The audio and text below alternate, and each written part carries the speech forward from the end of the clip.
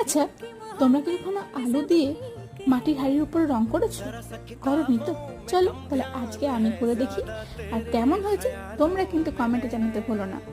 আর তোমাদের যদি ভালো লাগে তো চ্যানেলটাকে সাবস্ক্রাইব করতে ভুলো না। তো এর জন্য আমি যেটা নিয়েছি, আলুটাও লাগবেই, কারণ আলু দিয়েই আমি এই কাজটা করেছি। আর লেগেছে সিলিকন আর ভার্নিশ, কারণ কোনো কিছু কাজ করার পরে ভার্নিশ অ্যাপ্লাই করতে একদম ভুলো না, যাতে রঙটা সুন্দর থাকে। আর আরেকটা হচ্ছে মিরর। তো এখানে দেখো, আলুটাকে আমি প্রথমে ত্রিভুজের মতো একটা শেপ করে নিলাম।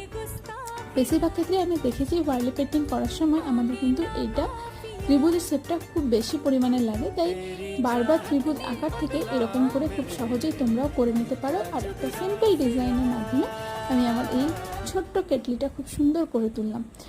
তোমাদের কেমন লেগেছে অতি অবশ্যই কমেন্টে জানিও। ভালো লাগলে লাইক শেয়ার সাবস্ক্রাইব করতে ভুলো না। আজকের মতো